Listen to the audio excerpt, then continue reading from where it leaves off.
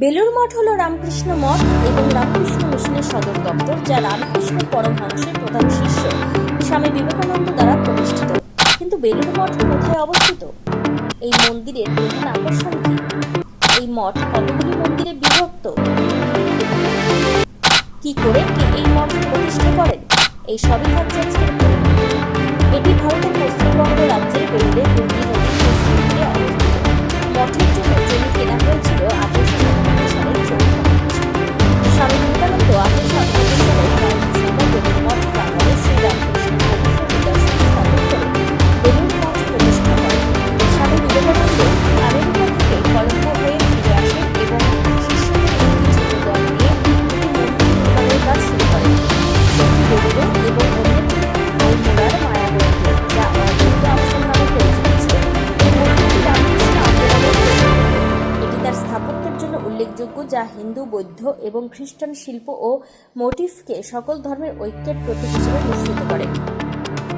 2003 সালে বেলুড় মঠ মন্দিরের প্রতি উৎসর্গীকৃত বেলুড় মঠ রেলওয়ে স্টেশনও উদ্বোধন করা হয়েছিল। 1997 সালের শুরুতে স্বামী বিবেকানন্দ তার পাশ্চাত্য শিষ্যদের ছোট একটি দল নিয়ে কলকাতার বর্মনগরে এসে পৌঁছান। তিনি দুটি মঠ প্রতিষ্ঠা করেন, একটি বেলুড়ে, যা রামকৃষ্ণ মিশনের সদর দপ্তর হয়ে ওঠে, অন্যটি উত্তরাখণ্ডের চম্পাবত জেলার হিমালয়ের মায়াবতীতে অদ্বৈত আশ্রম নামে। এই মঠগুলির উদ্দেশ্য ছিল সেই সব তরুণদের গ্রহণ ও প্রশিক্ষণ দেওয়া যারা অবশেষে রামকৃষ্ণ মিশনের সন্ন্যাসী হবেন এবং তাদের কাজের জন্য প্রশিক্ষণ দেওয়া। একই বছর জনহিতকর কার্যকলাপ শুরু হয় এবং দুর্ভিক্ষ ত্রাণ কার্য চালানো হয়। হুগলি নদীর তীরে অবস্থিত বেলুড় মঠে 16 হেক্টর চত্বরে রামকৃষ্ণ, সারদা দেবী এবং স্বামী বিবেকানন্দের মন্দির রয়েছে, যেখানে তাদের দেহাবশেষ সংরক্ষিত আছে, এবং রামকৃষ্ণ অর্ডারের প্রধান বিহারও এখানে অবস্থিত। এই চত্বরে রামকৃষ্ণ মঠ এবং মিশনের সম্পর্কিত জিনিসপত্র সম্বলিত একটি জাদুঘরও রয়েছে। বেলুড় মঠের সংলগ্ন বিশাল চত্বরে রামকৃষ্ণ মিশনের সাথে অধিভুক্ত বেশ কয়েকটি শিক্ষা প্রতিষ্ঠান অবস্থিত, যার মধ্যে রামকৃষ্ণ মিশন শিল্প মন্দির অন্যতম। শ্রী রামকৃষ্ণ মন্দির মন্দিরটির নকশার পরিকল্পনা করেছিলেন স্বামী বিবেকানন্দ এবং এর স্থপতি ছিলেন স্বামী বিজ্ঞানানন্দ, যিনি রামকৃষ্ণের সাক্ষাৎ সন্ন্যাসী শিষ্য ছিলেন। 1938 সালের 14 জানুয়ারি মকর সংক্রান্তির দিনে শ্রী রামকৃষ্ণ মন্দির প্রতিষ্ঠা করা হয়েছিল। বেলুড় মঠের রামকৃষ্ণ মন্দিরটি ভারতীয় ধর্মের বৈচিত্র্য উদযাপন করার জন্য ডিজাইন করা হয়েছে এবং বিভিন্ন অবস্থান থেকে দেখলে এটি একটি মন্দির, একটি মসজিদ, একটি গির্জার মতো দেখায়। বেলুড় মঠের মন্দিরের নকশায় বেশ কয়েকটি ধর্মের স্থাপত্য শৈলী এবং প্রতীক অন্তর্ভুক্ত করা হয়েছে, যাতে এই আন্দোলনের বিশ্বাস করা সার্বজনীন বিশ্বাস প্রকাশ করা যায়। মন্দিরটিকে ধর্মের বস্তুগত মাত্রার গুরুত্বের একটি প্রধান উদাহরণ হিসেবে বিবেচনা করা হয়।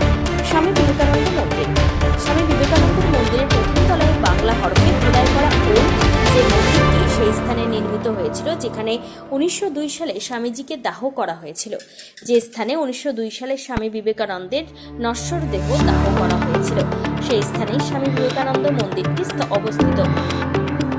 1924 সালে 28 জানুয়ারি প্রতিষ্ঠিত এই মন্দিরের ওপরের তলায় একটি শ্বেতপাথরের ওম বাংলা অক্ষরে রয়েছে। মন্দিরের পাশে মূল বেলগাছটির জায়গায় একটি বেলগাছ দাঁড়িয়ে আছে, যেটির নিচে স্বামী বিবেকানন্দ বসতেন এবং যার কাছেই তার ইচ্ছানুসারে তার দেহ দাহ করা হয়েছিল। 1902 সালে 4 জুলাই সকালে বেলুড় মঠে তিনি কয়েকজন শিষ্যকে বেদান্ত দর্শন শিক্ষা দেন। তিনি তার সহশিষ্য স্বামী প্রেমানন্দের সঙ্গে হাত মিলিয়ে নেন এবং তাকে রামকৃষ্ণ মঠের ভবিষ্যৎ সম্পর্কে নির্দেশ দেন। বেলুড় মঠে একটি প্রার্থনা সভার পর সন্ধ্যায় তিনি দেহত্যাগ করেন। তার বয়স হয়েছিল 39 বছর। বিবেকানন্দ 40 বছর বয়স পর্যন্ত বাঁচবেন না বলে নিজের করা ভবিষ্যৎবাণী পূর্ণ করেছিলেন। পবিত্র মায়ের মন্দির শ্রীমাতার মন্দিরটি রামকৃষ্ণের আধ্যাত্মিক পত্নী সারদা দেবীকে উৎসর্গীকৃত। শ্রীমাতার মন্দিরটি বেলুড় মঠের ঠিক প্রবেশদ্বারে অবস্থিত।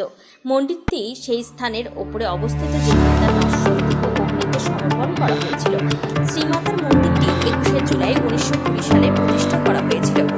রামকৃষ্ণ সংগ্রহ মন্দির বিখ্যাত দ্বিতল রামকৃষ্ণ সংগ্রহ মন্দিরে রামকৃষ্ণ, সারদা দেবী, স্বামী বিবেকানন্দ এবং তার কিছু শিষ্যের ব্যবহৃত জিনিসপত্র রয়েছে। এর মধ্যে রয়েছে পশ্চিম বিবেকানন্দের পরিহিত লম্বা কোট, সিস্টার নিবেদিতা টেবিল এবং মিসেস সেভিয়ারের একটি অর্গান।